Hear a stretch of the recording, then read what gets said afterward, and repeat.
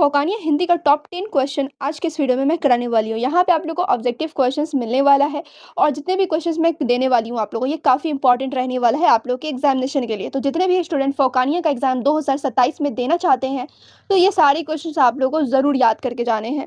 तो चलिए वीडियो को मैं स्टार्ट करती हूँ। उससे पहले जल्दी से आप लोग कर दें वीडियो को लाइक शेयर, चैनल पर पहली बार आएंगे तो चैनल को सब्सक्राइब कर लेना। और इससे पहले इंग्लिश, उर्दू इन सभी के जितने भी इंपॉर्टेंट क्वेश्चन थे मैं करा चुकी हूँ। अगर आप लोग वो वीडियो नहीं देखे हैं तो एक बार प्लेलिस्ट चेक कर लेना। फोकानिया एग्जाम 2027 इस नेम से प्लेलिस्ट मिलेगा। तो चलिए वीडियो को मैं स्टार्ट करती हूँ।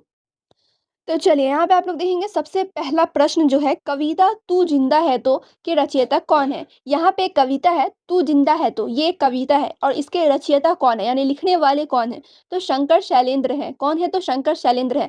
तू जिंदा है तो ये कविता शंकर शैलेंद्र ने लिखा है। फिर नेक्स्ट क्वेश्चन है यहाँ पर ईदगाह कहानी के मुख्य पात्र हामिद की दादी का क्या नाम था। यहाँ पे एक कहानी है ईदगाह, आप लोगों ने पढ़ा भी होगा। तो जिन्होंने भी पढ़ा है तो उन्हें तो पता है कि हामिद की दादी का नाम अमीना था। जिन्होंने नहीं पढ़ा है वो यहाँ से देखकर याद कर लेंगे। ईदगाह कहानी के मुख्य पात्र हामिद की दादी का क्या नाम था तो अमीना नाम था।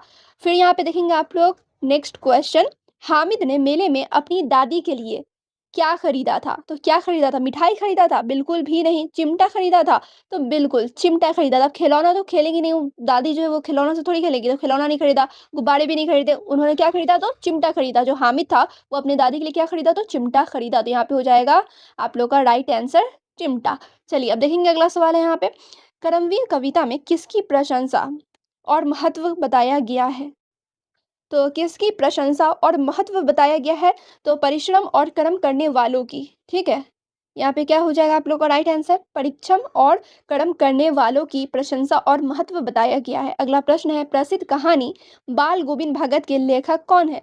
यहाँ पे एक प्रसिद्ध कहानी है जिसका नाम है बाल गोविंद भगत और इसके लेखक कौन है, राइटर कौन है ये पूछा जा रहा है। तो राम वृक्ष बेनीपुरी है। फिर देखेंगे आप लोग यहाँ पे नेक्स्ट क्वेश्चन बाल गोविंद भगत किसके गीतों को गाते थे और किसे साहब मानते थे। तो कबीर दास को वो साहब मानते थे और उन्हीं के गीतों को गाया करते थे। फिर अगला प्रश्न है यहाँ पे हुंडरू का जलप्रपात यात्रा वृत्तांत किस क्षेत्र यानी किस राज्य की प्राकृतिक सुंदरता को दर्शाता है। तो छोटा नागपुर यानी झारखंड को दर्शाता है। अगला प्रश्न है सिरचन किस लोक कहानी का मुख्य पात्र है। तो ठेस का है। ठीक है, ईदगाह का नहीं है, खेमा का भी नहीं है, विक्रमशिला का भी नहीं है, ठेस का है। फिर अगला यहाँ पे प्रश्न है बच्चे की दुआ लब पे आती है दुआ बन के तमन्ना मेरी प्रार्थना के रचनाकार कौन है। तो मोहम्मद इकबाल है। कौन है तो मोहम्मद इकबाल है। बच्चे की दुआ के रचनाकार कौन है तो मोहम्मद इकबाल हैं। अगला यहाँ पे क्वेश्चन देखेंगे आप लोग और ये लास्ट क्वेश्चन है इस वीडियो का। जैसा कि मैंने स्टार्टिंग में ही आप लोगों को बताया कि 10 क्वेश्चन जो इंपॉर्टेंट है वो मैं आप लोग को देने वाली हूँ। इसके अलावा 2-3 आप लोग ग्रामर के भी क्वेश्चन यहाँ पे देखेंगे।